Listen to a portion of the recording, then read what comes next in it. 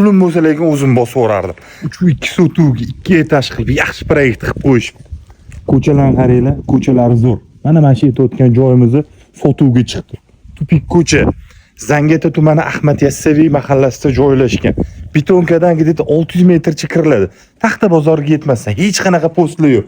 Qaranglar, kirganimizda mana uzun yo'li 2-3 ta mashina spokойно sig'ib ketadi. Mana qaranglar.